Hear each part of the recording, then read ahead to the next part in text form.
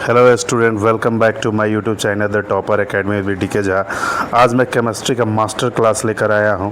अब किसी तरह के कंपटीशन दे रहे हैं, चाहे वो आप BPSC टायर 4 देने वाले हैं, सीटेट, टेट, SSC, बिहार SSC हो या सेंट्रल गवर्नमेंट का SSC हो, और 7 to 12 जितने भी आपको केमिस्ट्री का कॉन्सेप्ट है वो इस वीडियो में आपको देखने के बाद लगभग 50% केमिस्ट्री जो है सिर्फ इस वीडियो से आपका कवर हो जाएगा। तो चलिए हम लोग इसको स्टार्ट करते हैं। इसमें अच्छे अच्छे पॉइंट्स दिए गए हैं और लगभग जितने भी रिएक्शन और मेटल और नॉन मेटल में आपको प्रॉब्लम होगा, ये वीडियो देखने के बाद ऑलमोस्ट आपका जो प्रॉब्लम जो होगा वो ख़त्म हो जाएगा। तो चलिए कृपया इसको अंतिम तक देखिए और चलिए हम लोग स्टार्ट करते हैं इसको। तो पहला इसमें ये मास्टर क्लासेस है, आपको देखने के बाद मास्टर वाले फीलिंग आएगा कि मुझे हर तरह का रिएक्शन जो है वो आ रहा है। तो चलिए हम लोग पहला रिएक्शंस की बात करते हैं कि एसिड जब मेटल से रिएक्शन करता है तो सॉल्ट प्लस हाइड्रोजन गैस बनाता है। जैसे कि हम लोग देख रहे हैं कि हाइड्रोक्लोरिक एसिड जो है वो आपको मैग्नीशियम मेटल है, तो मैग्नीशियम से रिएक्शन करता है तो ये जो MgCl से रिएक्शन कर के MgCl2 बना लेता है और प्लस H2 जो होता है रिलीज़ करता है। तो आपसे इस तरह से भी क्वेश्चन एग्ज़ाम में आता है कि मेटल किस चीज़ से रिएक्शन करने पर जो होता है हाइड्रोजन गैस प्रोड्यूस करता है, तो आपका आंसर एसिड होगा। नेक्स्ट वन है कि एसिड बेस से रिएक्शन करता है तो सॉल्ट प्लस वाटर बनाता है, जिसको हम लोग न्यूट्रलाइजेशन रिएक्शन करते हैं। ये आपको 6 क्लास से ही लेकर हम लोग को जो है 12th क्लास तक आता है। SSC, बैंकिंग, रेलवे जो भी एग्ज़ाम दीजिए इससे ऑलमोस्ट एक क्वेश्चन रहता ही है हर एग्ज़ाम में। तो एसिड बेस से रिएक्शन करके सॉल्ट प्लस वाटर बनाता है। This is called the neutralisation reaction, जिसका जनरल इक्वेशन है acid plus base equal to salt plus water. जैसे कि हम लोग देख रहे हैं हाइड्रोक्लोरिक एसिड हो गया। हाइड्रोक्लोरिक एसिड जो है आपको हाइड्रोक्लोरिक एसिड जो है ये मैग्नीशियम हाइड्रोक्साइड यानी कि बेस से रिएक्शन करता है, तो ये सॉल्ट प्लस जो होता है वो वाटर बनाता है। तो क्वेश्चन कितने मन में आता होगा कि एसिड कैसे पहचानेंगे बेस? तो जो H से स्टार्ट होता है वो एसिड होता है। जैसे कि हम लोग जानते हैं HCl hydrochloric acid, H2SO4 sulphuric acid, H2CO3 carbonic acid, इस तरह से। और हम लोग बेस को कैसे पहचानेंगे कि बेस कौन है? ये सब तो आपको एसिड के एग्जाम्पल हो गए, ये सब जितने भी हैं वो एसिड के एग्जाम्पल है। तो बेस कैसे पहचानेंगे कि जिसके लास्ट में मेटल शुरू में हो और लास्ट में OH हो। तो ये जैसे कि आप देखिए कि सोडियम हाइड्रोक्साइड हो गया, मैग्नीशियम हाइड्रोक्साइड हो गया, इस तरह के एल्युमिनियम हाइड्रोक्साइड हो गया, ये सब जितने हैं, या मेटल ऑक्साइड जो भी हो गया, जैसे कैल्शियम ऑक्साइड हो गया, सोडियम ऑक्साइड हो गया, ये सब जितने भी चीज़ हो जाएंगे वो सब बेस होंगे। क्योंकि मेटल ऑक्साइड जो होता है वो बेसिक इन नेचर होता है और नॉन मेटल ऑक्साइड जो होता है वो एसिडिक इन नेचर होता है, जो आगे बताएंगे। तो एसिड बेस से जब भी रिएक्शन करेगा तो सॉल्ट प्लस वाटर बनाएगा। नेक्स्ट रिएक्शन है आपका कि एसिड जब भी मेटल कार्बोनेट या मेटल बाइकार्बोनेट से, एसिड जब भी जो है कार्बोनेट या बाइकार्बोनेट से जब भी रिएक्शन करता है तो salt plus water plus carbon dioxide gas जो होता है रिलीज़ करता है। जैसे कि आप देख रहे हैं हाइड्रोक्लोरिक एसिड जो है सोडियम हाइड्रोकार्बोनेट से जब रिएक्शन करता है यानी कि सोडियम बाइकार्बोनेट से रिएक्शन करता है तो NaCl यानी कि common salt plus water plus carbon dioxide gas जो है वो बनाता है। जबकि आप देख रहे हैं कि हाइड्रोक्लोरिक एसिड जो है कैल्शियम बाइकार्बोनेट से रिएक्शन करता है तो calcium carbonate plus water plus carbon dioxide gas जो होता है रिलीज़ करता है। तो याद रखिएगा कि एसिड जब भी मेटल कार्बोनेट या मेटल बाइकार्बोनेट से जब रिएक्शन करेगा तो हमेशा जो होगा वो आपको वाटर प्लस जो है कार्बन डाइऑक्साइड एसिड जो है रिलीज करेगा। तो आपको याद रखना होगा कि इस तरह से क्वेश्चन एग्जाम में आता है कि एसिड किस चीज़ से रिएक्शन करने पर कार्बन डाइऑक्साइड गैस प्रोड्यूस करता है, तो आपका आंसर जो होगा वो मेटल कार्बोनेट होगा या मेटल बाइकार्बोनेट होगा। बाइकार्बोनेट मीन्स जो हो गया आपको HCO3 और कार्बोनेट में CO3 और CO3 का आयन जो होता है -2 होता है, जबकि HCO3 का आयन जो होता है -1 होता है। ये बात याद रखिएगा। अब है रिएक्शन, नेक्स्ट रिएक्शन है। इसके बाद ये पूरा वीडियो देखने के बाद आपको every type of the reaction जो आपको 8 से लेकर जो है लगभग 10th क्लास 12th क्लास तक है वो सब कवर हो जाएगा, जो हर एग्ज़ाम में आता है। तो बिल्कुल इसको कंटिन्यू देखते रहिए। तो जैसे कि मेटल जब ऑक्सीजन से रिएक्शन करता है तो मेटल ऑक्साइड होता है, और metal oxide mostly metal oxide जो होता है वो आपको बेसिक इन नेचर होता है। जैसे मैग्नीशियम ऑक्सीजन से रिएक्शन किया तो मैग्नीशियम ऑक्साइड हो गया, सोडियम ऑक्सीजन से रिएक्शन किया तो सोडियम ऑक्साइड हो गया, इस तरह से।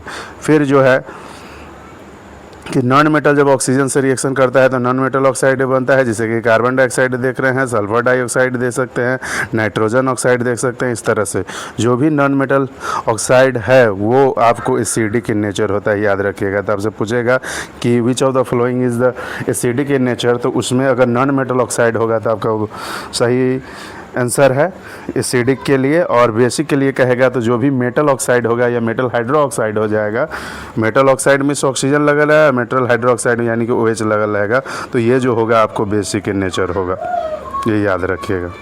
नेक्स्ट वन है 7 नंबर रिएक्शन है कि मेटल ऑक्साइड हम बता दिए कि एसिडिक बेसिक इन नेचर होता है, और बेस जब वाटर से रिएक्शन करेगा तो वो अल्कलाइन बनाता है, क्योंकि अल्कलाइन का डिफिनीशन है, ये अल्कली मीन्स होता है जिसका pH वैल्यू जो होता है ग्रेटर देन 7 होता है। अल्कलाइन जो होता है the water soluble base are called the alkaline, यानी कि वैसा बेस जो वाटर में सोलुबल हो जाता है वो होता है।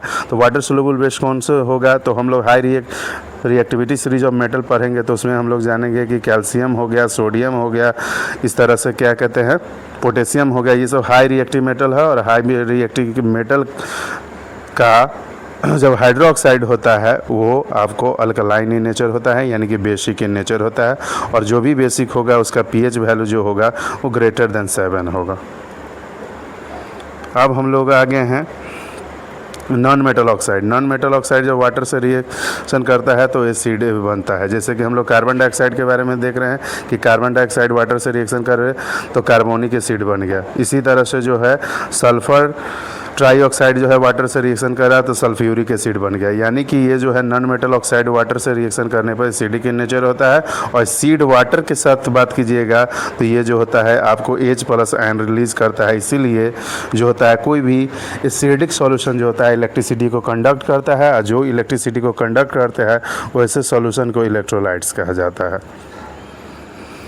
अब जो है 9 नंबर रिएक्शन है, 9 नंबर रिएक्शन में कहा जाता है कि metal oxide means basic in nature.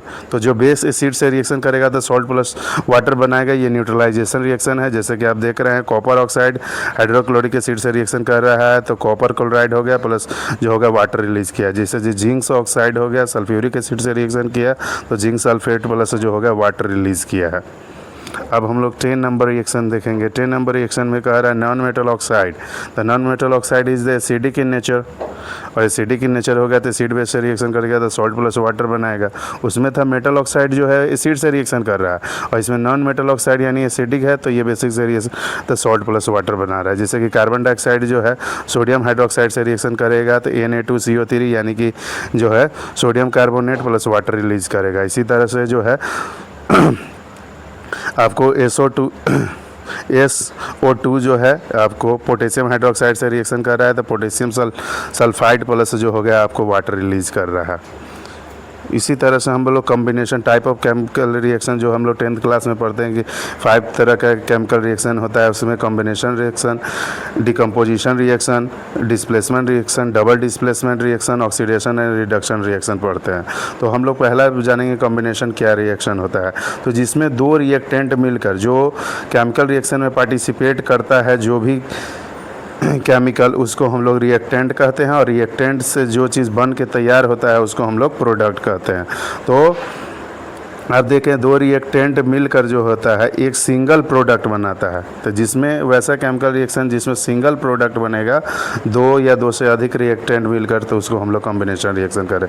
जैसे H2O2 से मिलकर H2O बन रहा है, जैसे कि आपको क्विक लाइम जो है वाटर मिलाने पर स्लैग्ड लाइम बन जाता है, ये हो गया। अब हम लोग डिकम्पोजिशन रिएक्शन। डिकम्पोजिशन मीन्स होता है टूटना। तो जब एक कोई रिएक्टेंट है उस पर हम खास तरह की एनर्जी जब अप्लाई करेंगे ना तो वो जो हो गया आपको 2 या 2 से अधिक न्यू केमिकल में यानी कि न्यू सब्सटेंस में जो होगा यानी कि न्यू प्रोडक्ट में कन्वर्ट हो जाएगा। This is called the decomposition reaction.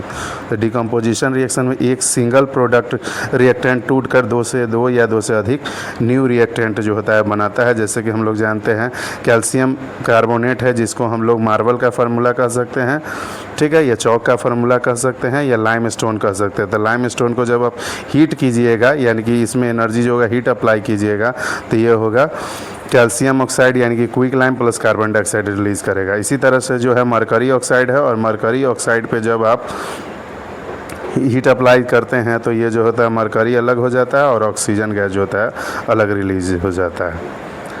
इसी तरह से आप कह सकते हैं तो ये जो हीट के कारण टूटता है उसको जो होता है थर्मल डिकम्पोजिशन रिएक्शन करता है, जो हीट के कारण रुकता है जो, और जो लाइट के कारण, जैसे कि आप जितना भी आप देखिएगा सिल्वर क्लोराइड हो गया या सिल्वर ब्रोमाइड हो गया, इस पर आप सिर्फ लाइट जब डालिएगा ना तो ये टूट जाएगा, यानी कि सिल्वर आपका अलग हो जाएगा और क्लोरीन गैस जो होगा अलग हो जाएगा। इसी तरह से सिल्वर क्लोराइड पर आप जब हीट डालोगे तो लाइट डालोगे तो ये जो होगा सिल्वर अलग हो जाएगा और ब्रोमीन गैस जो होगा वो अलग टूट जाएगा। तो कहने का सेंस ये है कि ये जिस पे जो आपको हीट के कारण टूटता है उसको हम लोग जो होता है थर्मल डिकम्पोजिशन कहते हैं। ये जो हो गया थर्मल डिकम्पोजिशन हो गया। जो लाइट के कारण टूटता है उसको हम लोग फोटो डिकम्पोजिशन रिएक्शन कहते हैं। और जो इलेक्ट्रिसिटी के कारण टूटता है कि किसी प्रोडक्ट पर हम लोग इलेक्ट्रिसिटी डालते हैं और वो दो से अधिक न्यू प्रोडक्ट्स फॉर्म करता है तो उसको हम लोग इलेक्ट्रोलाइसिस कहते हैं। जैसे इलेक्ट्रोलाइसिस ऑफ वाटर, जैसे कि हम लोग वाटर पे जब इलेक्ट्रिसिटी डालेंगे तो ये जो होगा H2 प्लस O2 टूट जाएगा। इसी तरह से NaCl जो कॉमन साल्ट सॉल्यूशन है उस पर हम इलेक्ट्रिसिटी डालेंगे तो वो Na अलग हो जाएगा और क्लोरीन गैस जो होगा अलग हो जाएगा। तो इलेक्ट्रिसिटी के कारण जो टूट रहा है उसको हम लोग इलेक्ट्रोलाइसिस ऑफ क्या कहेंगे, वाटर कहेंगे, electrolysis of the common salt कहेंगे। तो इसको याद रखिएगा, इलेक्ट्रोलाइसिस होता है। तो इलेक्ट्रोलाइसिस मीन्स होता है कि single product split into the two और more new products by the applying the electricity. Okay, decomposition का मतलब होता है टूटना। अब नेक्स्ट वन है सिंगल डिस्प्लेसमेंट रिएक्शन। तो सिंगल डिस्प्लेसमेंट रिएक्शन से पहले हम लोग को ये चीज़ जानना चाहिए कि सिंगल डिस्प्लेसमेंट रिएक्शन से पहले रिएक्टिविटी सीरीज ऑफ मेटल आना चाहिए, क्योंकि ये बहुत ही इंपॉर्टेंट है।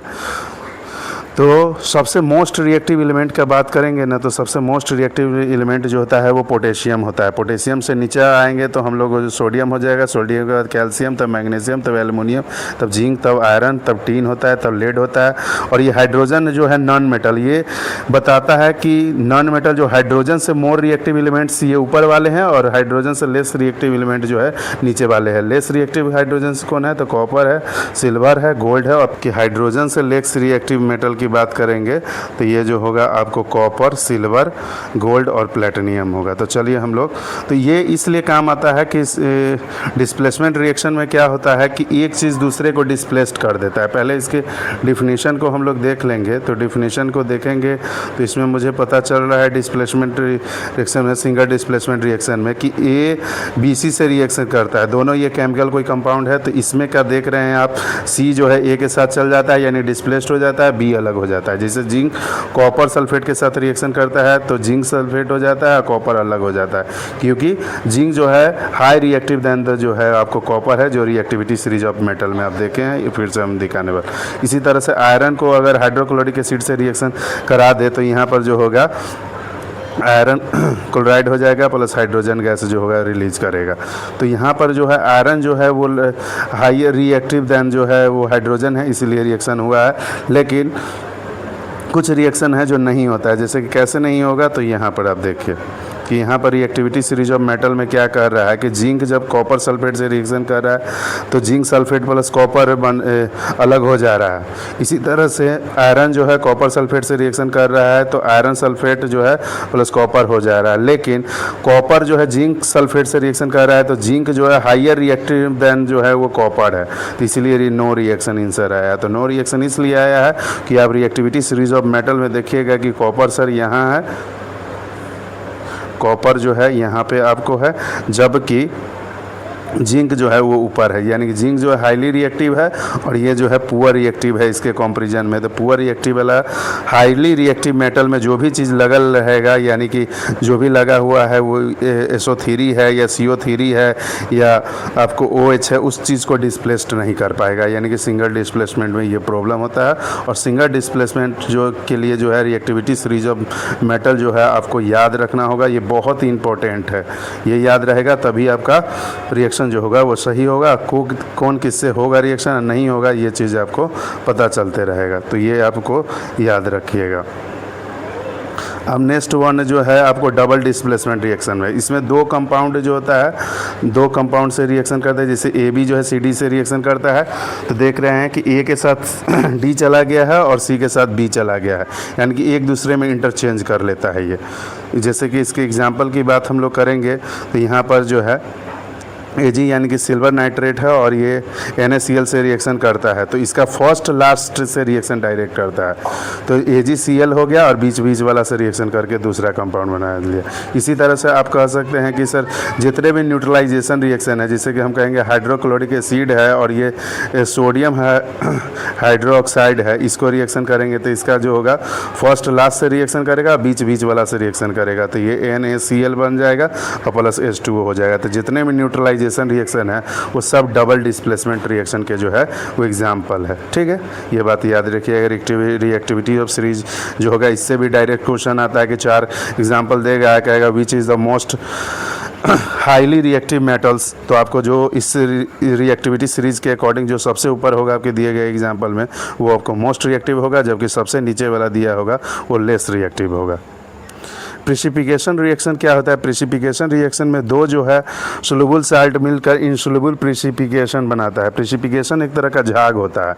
जैसे मान के चलिए हम एक गिलास पानी ले लिए, उसमें कॉर्ड यानी कि दही जब डालते हैं बिना तोड़े हुए, तो दही जो होता है एटम, वो दही का जो होता है बिना टूटे जो होता है आगे जाके उसके बॉटम में बन जाता है और धीरे धीरे झाग जैसा बनने लगता है। तो इस तरह का जो रिएक्शन होता है उसको प्रेसिपिटेशन रिएक्शन कहते हैं, जिसका एग्जाम्पल जो है आपको दिया हुआ है। नेक्स्ट है कॉम्बिनेशन रिएक्शन। कॉम्बिनेशन रिएक्शन में कह रहा है कि कोई सब्सटेंस जब ऑक्सीजन से रिएक्शन करता है तो ऑक्सीजन प्लस हीट रिएक्ट करता है। तो कॉम्बिनेशन रिएक्शन क्या होता है कि कोई कॉम्बोस्टियल सब्सटेंस, कोई सब्सटेंस नहीं, ये कोई फ्यूल होगा, जो फ्यूल जो होगा ऑक्सीजन के प्रेजेंस में जब बर्न होगा तो ये ऑक्सीजन प्लस जो होगा ये ऑक्सीजन के जगह पर कार्बन डाइऑक्साइड प्लस जो होगा हीट रिलीज करेगा, और इसी को कॉम्बोशन रिएक्शन कहते हैं। कॉम्बोशन रिएक्शन का मतलब ये होता है कि वैसा केमिकल रिएक्शन जिसमें कोई कार्बन कंपाउंड्स यानी कि फ्यूल्स जो है वो आपको ऑक्सीजन के प्रेजेंस में जल के carbon dioxide plus heat plus light जो होता है वो प्रोड्यूस करता है, और this is called the combustion reaction. और इसमें जो होता है मेन बात है कि हीट जो होता है वो प्रोड्यूस होता है, और हीट ऑब्टेन करने के लिए जो प्रोसेस केमिकल होता है उसको कॉम्बशन रिएक्शन करते हैं। जैसे कि CH4 ये मीथेन हो गया, और मीथेन जो होता है वो फॉसिल फ्यूल में पाया जाता है। फॉसिल फ्यूल्स क्या होता है? जो धरती के अंदर से डिग करके यानी कि खोद कर निकाला जाता है, उसको हम लोग फॉसिल फ्यूल्स कहते हैं। तो CH4 जो है मीथेन है, और ये जो है जितने भी फॉसिल फ्यूल्स हम लोग कोयला जानते हैं, पेट्रोल जानते हैं, ये सब है, और ये ऑक्सीजन के प्रेजेंस में जलेगा तो कार्बन डाइऑक्साइड प्लस वाटर और प्लस हीट जो होगा रिलीट करेगा। जबकि कार्बन, C मतलब कार्बन हो गया यहाँ पर, और यानी कि कोयला में जो होता है 90% लगभग जो होता है वो कार्बन होता है, और ऑक्सीजन के साथ ये जरने पर जो होता है वो आपको कार्बन डाइऑक्साइड प्लस हीट जो होता है रिलीज़ करता है। तो जिस रिएक्शन में आपको कार्बन डाइऑक्साइड और हीट रिलीज़ करता है this is called the combination reaction, और इसमें प्लस लाइट भी जो होता है वो प्रोड्यूस करता है। अब जो है रिडॉक्स रिएक्शन क्या होता है? ऑक्सीडेशन और रिडक्शन रिएक्शन को जो होता है रिडॉक्स रिएक्शन कहा जाता है। क्या होता है? ऑक्सीडेशन और रिडक्शन रिएक्शन को। तो ऑक्सीडेशन रिएक्शन क्या होता है कि इसमें इस रिएक्शन में ऑक्सीजन जुड़ता है या हाइड्रोजन जो होता है वो रिमूव होता है, जबकि रिडक्शन रिएक्शन में क्या होता है जस्ट इसका अपोजिट है। रिडक्शन रिएक्शन में ये होता है कि इसमें जो होता है ऑक्सीजन ही हटता है और हाइड्रोजन जो होता है वो ऐड होता है। जैसे एग्जाम्पल में हम देखें कि कॉपर ऑक्साइड है, तो कॉपर ऑक्साइड जब आपको हाइड्रोजन से रिएक्शन किया है तो कॉपर अलग हो गया, हाइड्रोजन इधर आ गया। तो यहाँ पर देख रहे हैं हाइड्रोजन में ये जो है ऑक्सीजन ऐड हो गया, तो ये ऑक्सीडेशन हो गया। जबकि कॉपर ऑक्सीजन के साथ था, यहाँ पर ऑक्सीजन जो है रिमूव हो गया, तो जिसमें ऑक्सीजन हट गया वो रिडक्शन रिएक्शन है, और जिसमें ऑक्सीजन जुट गया, जैसे हम देख रहे हैं कि हाइड्रोजन सर अकेला था और यहाँ पर हाइड्रोजन और इसमें ऑक्सीजन ऐड हो गया, तो जिसमें ऑक्सीजन ऐड हुआ है उसको हम लोग ऑक्सीडेशन कहेंगे। तो ऑक्सीडेशन मीन्स ऑक्सीजन ऐड होना और रिडक्शन मीन्स ऑक्सीजन का हटना हो गया, ठीक है। और इस दोनों रिएक्शन को जो होता है रिडॉक्स रिएक्शन कहा जाता है। तो रिडॉक्स रिएक्शन मीन्स समझ गए आप कि रिडक्शन एंड ऑक्सीडेशन, यानी कि हाइड्रोजन का जुटना घटना या ऑक्सीजन का जुटने घटने का जो प्रक्रिया है, यानी कि डिस्प्लेस्ड होने का जो प्रोसेस है, उसी को हम लोग जो होता है रिडॉक्स रिएक्शन कहते हैं। अब हम लोग थर्मल डिकम्पोजिशन रिएक्शन आएगा। थर्मल मीन्स होता है हीट, और जब किसी सब्सटेंस पर आप हीट डालिएगा वो टूट जाएगा, न्यू सब्सटेंस फॉर्म कर लेगा। This is called the thermal decomposition reaction. Delta से हीट को रिप्रेजेंट किया जाता है। तो देख रहे हैं आपके पोटेशियम क्लोराइड को जब हीट किया जाता है तो potassium chloride plus oxygen gas release करता है। इसी तरह से कैल्शियम कार्बोनेट को जब हीट किया जाता है तो क्विकलाइम यानी कि CaO plus carbon dioxide gas जो होता है रिलीज करता है। तो हीट डालने पर टूटा है तो थर्मल डिकम्पोजिशन है। इलेक्ट्रोलाइसिस के बारे में बता दिए हैं। इलेक्ट्रो डिकम्पोजिशन रिएक्शन जिसको इलेक्ट्रोलाइसिस कहा जाता है, और इलेक्ट्रोलाइसिस में जब किसी प्रोडक्ट पर आप हीट जब डालिएगा, यानी कि आप एक जार में यानी कि ट्यूब में या एक बीकर में जो है आप वाटर ले लिया, जब उसमें इलेक्ट्रिसिटी डालिएगा तो हाइड्रोजन अलग हो जाएगा, ऑक्सीजन अलग हो जाएगा। तो इसको जो हम लगा photo decomposition electro decomposition reaction जिसको इलेक्ट्रोलाइसिस कहा जाता है, ठीक है, ठीक, इलेक्ट्रोलाइसिस कहा जाता है, ये याद रखिएगा। इसी तरह से आपको रिडॉक्स रिएक्शन हम पढ़ा दिए हैं कि रिडॉक्स ऑक्सीडेशन और रिडॉक्स रिएक्शन को ऑक्सीडेशन और रिडक्शन रिएक्शन को कहा जाता है। इसी तरह से थर्मल डिकम्पोजिशन, जो हीट डालने पर जब कोई चीज़ टूट जाएगा, this is called the thermal decomposition reaction. Electrolysis भी पढ़ा दिया। अब हम लोग फोटोकेमिकल डिकम्पोजिशन क्या होता है। फोटोकेमिकल मीन्स फोटो मीन्स हो गया लाइट और केमिकल, यानी कि लाइट या केमिकल एनर्जी डालने पर कोई चीज़ टूट जाता है तो उसको हम लोग फोटो डिकम्पोजिशन कहते हैं, ठीक है। तो photo decomposition is called the photo synthesis, ठीक। तो ये जो हो गया आपको हम बताएं कि सिल्वर क्लोराइड हो या सिल्वर ब्रोमाइड हो, सिल्वर पर सिर्फ उसको लाइट में यानी कि सनलाइट में छोड़ दीजिएगा तो वो दो टूट जाएगा, सिल्वर अलग हो जाएगा और ब्रोमीन या क्लोरीन गैस जो भी होगा उसमें अलग हो जाएगा।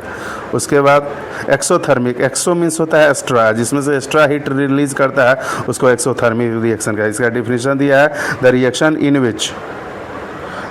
इन which heat is the release to surrounding is called there the exothermic reaction. मतलब वैसा रिएक्शन जिसमें हीट रिलीज करता है यानी कि एक्स्ट्रा हीट रिलीज करता है कंपैरिजन टू रिएक्टेंट, उसको हम लोग जो होता है एक्सोथर्मिक कहा जाता है। जैसे कि इसमें कोई रिएक्टेंट है उसमें को जब हम रिएक्शन करते हैं तो वो प्रोडक्ट प्लस जो होता है हीट जो होता है वो रिलीज करता है। जैसे कि आपको दिया हुआ है कि CH4 है ऑक्सीजन के प्रेजेंस में जलता है तो ये कार्बन डाइऑक्साइड गैस होता है, वाटर प्लस हीट रिलीज होता है। तो यहाँ हीट एज द प्रोडक्ट है ना, तो जिसमें हीट रिलीज हुआ उसको हम लोग क्या कहेंगे, आपको याद रखिए एक्सोथर्मिक रिएक्शन, जिसमें हीट जो होता है प्रोडक्ट के रूप में आता है। अब हम लोग जो है आपको इंडोथर्मिक, इंडो मीन्स जिसमें इंड हो जाए, हीट जो है जिसमें ऑब्जर्व हो जाए वो इंडोथर्मिक है, ठीक है। तो यहाँ पर आप देख रहे हैं कोई रिएक्टेंट है उसमें हीट ऑब्जर्व करके तब कोई प्रोडक्ट तैयार हो रहा है, तो ये जो है आपको इंडोथर्मिक रिएक्शन है। इंडोथर्मिक रिएक्शन में क्या हो गया कि जैसे कि आपको कैल्शियम क्लोराइड हो गया, इस पर हीट डालेंगे तब क्विकलाइम बनेगा प्लस जो कार्बन डाइऑक्साइड जो होगा, यानी कि ये जो होता है वो आपको मार्बल का फार्मूला है। मार्बल को अगर आप हीट कीजिएगा ना जब, तो उसमें जो है क्विकलाइम बनेगा, यानी कि हम लोग जो घर पेंट करने के लिए जो चूना पाउडर लाते हैं वो बनेगा प्लस कार्बन डाइऑक्साइड गैस जो है। इसका प्रयोग जो होता है आपको बता रहा है कि डेली लाइफ में कौन सा एग्जांपल है जो इंडोथर्मिक है, यानी कि हीट ऑब्जर्व करके रिएक्शन करता है। तो ये जो है जैसे कि हम फोटोसिंथेसिस में सनलाइट ऑब्जर्व होता है यानी heat energy, thermal decomposition of the limestone, जैसे लाइमस्टोन का ये रिएक्शन है। आप जो है एम्फोटेरिक ऑक्साइड का क्या है कि कुछ ऐसे ऑक्साइड होता है, हम लोग जानते हैं कि मेटल ऑक्साइड जो होता है ना वो मोस्टली जो होता है मेटल ऑक्साइड वो आपको बेसिक एक नेचर होता है, लेकिन कुछ ऐसे मेटल ऑक्साइड है जो एसिडिक एज वेल एज जो होता है बेसिक नेचर होता है। और वैसे ऑक्साइड को जो होता है हम लोग एम्फोटेरिक ऑक्साइड कहते हैं। एम्फोटेरिक ऑक्साइड जब एसिड से रिएक्शन करेगा तो बेस जैसा बिहेव करेगा, बेस से भी रिएक्शन करेगा तो एसिड जैसा बिहेव करेगा, और प्रोडक्ट में हमेशा सॉल्ट प्लस वाटर बनाता है, क्योंकि एसिड बेस से रिएक्शन करता है तो सॉल्ट प्लस वाटर बनता है। तो क्वेश्चन इस तरह से आता है, विच of the following is the amphoteric oxide elements. तो एम्फोटेरिक ऑक्साइड वो हो जाएगा, तो आपको याद रखना होगा कि इसमें जिंक जो होगा सो जिंक और एल्युमिनियम जो होता है बेस्ट एग्जांपल है। इसके अलावा लेड ऑक्साइड भी होता है। ठीक, एम्फोटेरिक ऑक्साइड जैसे कि which of the following is the amphoteric oxide, तो आपको जिंक ऑक्साइड होगा, एल्युमिनियम ऑक्साइड होगा, लेड ऑक्साइड हो जाएगा और टीन ऑक्साइड होगा। तो मैक्सिमम जो होता है एग्जाम में जो होता है जिंक और एल्युमिनियम जो होता है भर भर के क्वेश्चन आता है कि which of following is the amphoteric oxide, यानी कि एम्फोटेरिक ऑक्साइड मीन्स वैसा केमिकल यानी कि वैसा मेटल ऑक्साइड जो एसिडिक और बेसिक दोनों बिहेव करे, एसिड के साथ बेस के साथ बेस जैसा, बेस के साथ जो है एसिड के तरह बिहेव करे। ठीक, अब हम पीओपी के प्लास्टर ऑफ पेरिस की बात करेंगे, बहुत ही इंपॉर्टेंट टॉपिक आएगा है। पीओपी क्या होता है, तो ये होता है इसका फार्मूला पहले हम लोग जानें, calcium sulphate to hemihydrate. Calcium sulphate means जो होगा CaSO4, हेमीहाइड्रेट मीन्स 1/2 H2O। तो कैल्शियम सल्फेट इंटू हेमीहाइड्रेट जो होगा इसका केमिकल फार्मूला हो गया। और ये जो होता है इसको जिप्सम से बनाया जाता है। किससे पूछेगा, which raw material is required for the production of या प्रिपरेशन ऑफ द पीओपी, तो आपको जिप्सम आंसर होगा। और जिप्सम को जब हीट कीजिएगा तो ये पीओपी बनेगा, प्लस जो होगा आपको 3/2 H2O जो होगा वो रिलीज़ करेगा।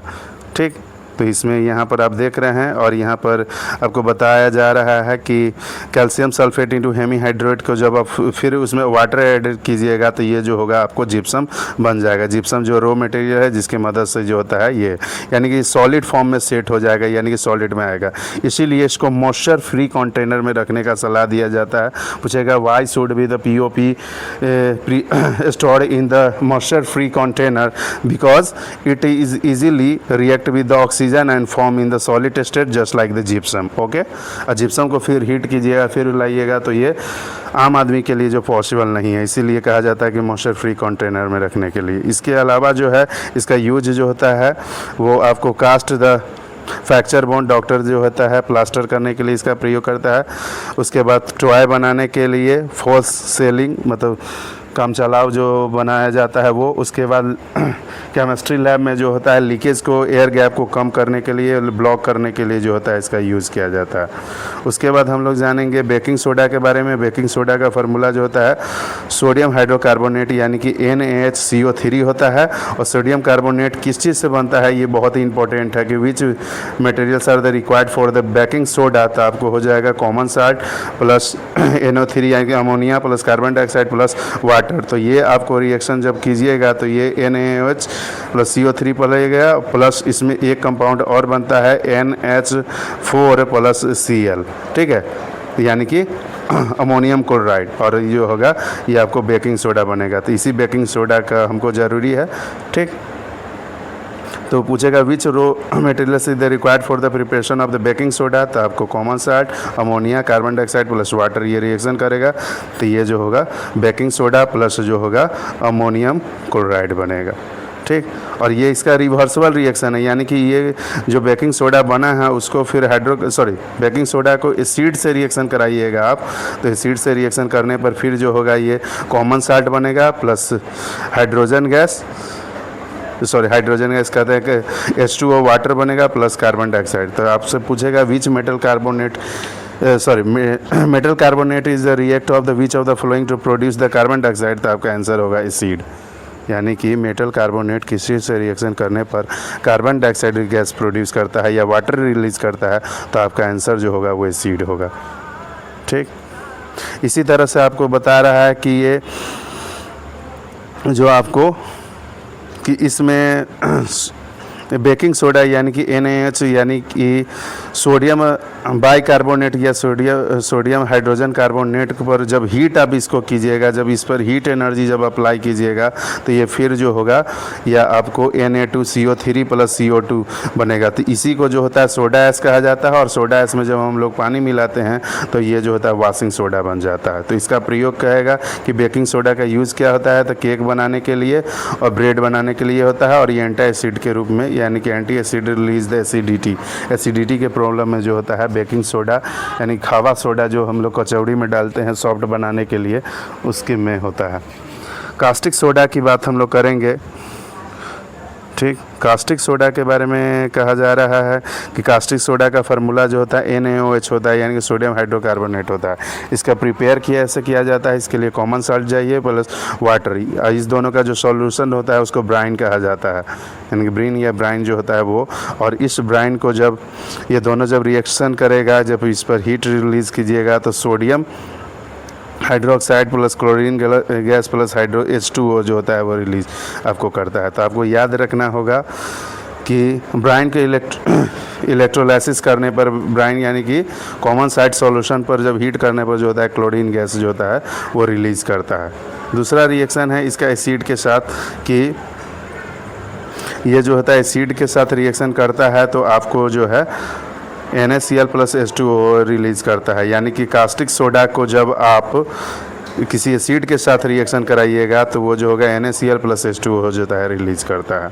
क्योंकि ये जो होता है मेटल हाइड्रोक्साइड हो गया, जितना भी मेटल हाइड्रोक्साइड होता है वो बेसिक इन नेचर होता है, एसिड बेस से रिएक्शन करने पर सॉल्ट प्लस वाटर बनाता है। ये कॉमन यूज़ है। अब कास्टिक सोडा का यूज़ क्या हो, तो सॉप बनाने में, डिटर्जेंट बनाने में किया जाता है, पेपर और टेक्सटाइल इंडस्ट्री यानी कपड़ा उद्योग में जो होता है इसका काम आता है। नेक्स्ट वन है, हमारे चैनल को सब्सक्राइब कर लीजिएगा क्योंकि बहुत मेहनत से ये मटेरियल बनाते हैं हम लोग, और फिर जो होता है वीडियो बनाते हैं टाइम निकाल के। ठीक है, तो ये रिक्वेस्ट है कि चैनल को सब्सक्राइब कीजिए, बेल आइकन को दबाइए कि आने वाला इन्फॉर्मेशन अगला वीडियो जो है उसका मिलते रहे आप लोग को। तो अब हम लोग जान गए कि ब्लीचिंग पाउडर के बारे में। तो ब्लीचिंग पाउडर का फार्मूला जो होता है सोडियम ऑक्सीक्लोराइड होता है, यानी कि कैल्शियम ऑक्सीक्लोराइड होता है। और कैल्शियम ऑक्सीक्लोराइड को जब, अब ये कैसे बनता है, तो ये आपको स्लैग्ड लाइम लेकर उसमें क्लोरीन गैस मिला दीजिएगा तो ये जो होगा आपको बेकिंग सोडा बनेगा प्लस H2 जो होगा वो रिलीज़ करेगा। ठीक, और ब्लीचिंग पाउडर का खास बात है कि ये सीड के कांटेक्ट में जो होता है ये सॉल्ट प्लस आपको hydrogen plus chlorine gas produce करता है। तो आपसे पूछेगा कि which of the following compound react with the acid to form the chlorine gas, तो आपका आंसर जो होगा सोडियम ऑक्सीक्लोराइड होगा, यानी कि आपका आंसर जो होगा ब्लीचिंग पाउडर होगा। नेक्स्ट वन है कि इसका यूज, ब्लीचिंग पाउडर का यूजेस क्या है।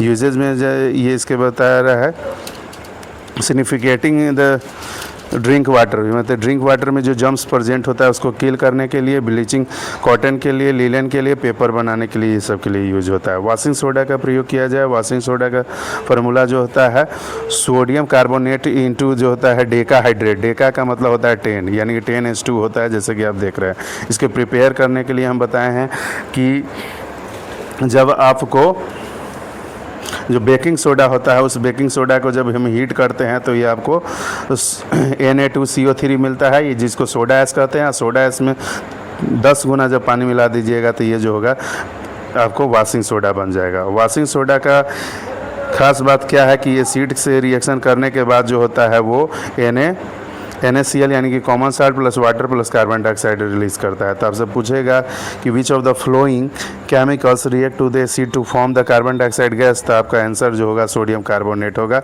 या सोडियम बाइकार्बोनेट होगा। तो सोडियम बाइकार्बोनेट यानी कि NaCO3 कहेगा, तो ये आपका आंसर जो होगा ये किसका फार्मूला है, तो ये बेकिंग सोडा का है। जबकि Na2CO3 × 10H2O कहेगा तो ये जो है वो आपको वॉशिंग सोडा का है। उसके बाद हम लोग जानेंगे कि वॉशिंग सोडा का प्रयोग क्या होता है। तो ये जो होता है सॉफ्टिंग द हार्ड वाटर, यानी कि जो स्विमिंग पूल में जो पानी जमा होता है उसमें हार्डनेस हो जाता है, यानी कि जम्स प्रेजेंट्स हो जाते हैं, तो उसको परमानेंट किल करने के लिए आपको यूज़ किया जाता है। क्वेश्चन इस तरह से आता है कि which chemical is use to remove the permanent hardness of the water, तो आपका आंसर जो होगा आपको बेकिंग सोडा होगा। ठीक है, और वाशिंग सोडा भी हो गया, क्योंकि इसमें जो होता है क्लोरीन हो गया, वाशिंग सोडा, बेकिंग सोडा, ये सब हार्डनेस के लिए रिमूव करने के लिए होता है। उसके बाद cleaning agent baking soda washing soda है तो वाशिंग सोडा का प्रयोग जो होगा आपको लॉन्ड्री में यानी कि कपड़ा खींचने वाले जगह पर जो होगा। कॉमन साल्ट के बारे में जानते हैं कि NaCl जो हम लोग खाना में खाते हैं, और ये जो होता है समंदर के पानी से निकलता है, इसका फार्मूला NaCl होता है जो ऐसा कि दिया हुआ है। इसके सॉल्यूशन को हम लोग ब्रीन कहते हैं, यानी कि NaCl में H2O मिला देंगे तो ये जो सॉल्यूशन तैयार होगा उसको ब्राइन कहेंगे। और इस ब्रीन या ब्राइन सॉल्यूशन को जब हम H2O से रिएक्शन कराते हैं तो ये sodium hydroxide plus chlorine gas plus जो होगा आपको हाइड्रोजन H2O जो होगा वो रिलीज़ करेगा। इसी तरह से जो है आपको इसका रिएक्शन अगर सिल्वर नाइट्रेट के साथ कराइएगा, ठीक है, कॉमन साल्ट का जो होगा, तो ये आपको ये जो है आपको सिल्वर क्लोराइड बनेगा प्लस जो होगा NaNO3 यानी कि सोडियम नाइट्रेट जो होगा वो तैयार होगा।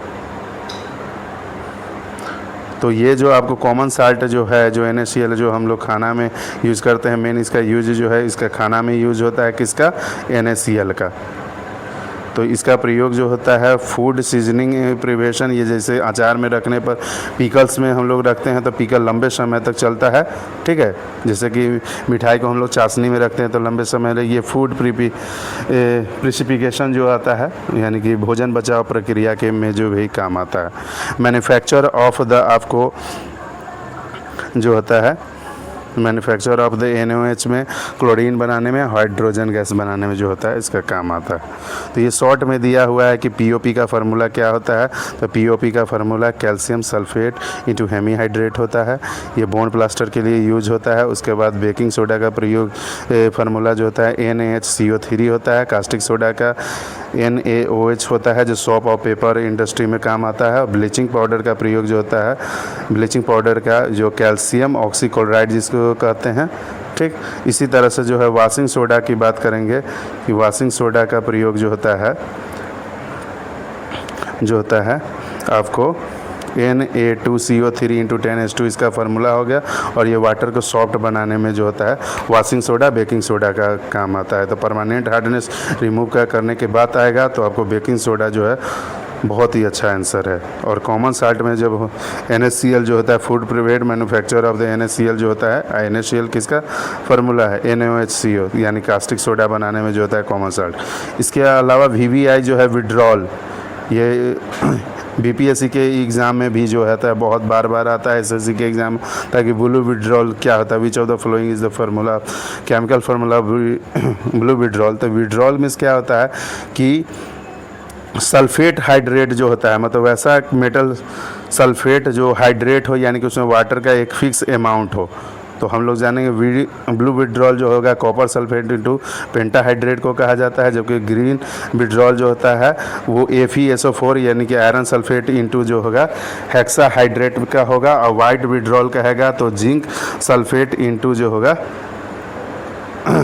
कहते हैं हेक्सा हाइड्रेट होगा। इसको देख लीजिएगा, ये blue withdrawal, white green withdrawal और वाइट विड्रॉल जो होगा वेरी इंपॉर्टेंट है, ठीक है। इसके बाद जो है आगे हम लोग मेटल और नॉन मेटल के लिए दूसरा वीडियो बनाएंगे, क्योंकि बहुत ही लंबा होने वाला है। धन्यवाद, इतना देर देखने के लिए बहुत बहुत धन्यवाद। चैनल को सब्सक्राइब कर दीजिए। जय हिंद, जय भारत।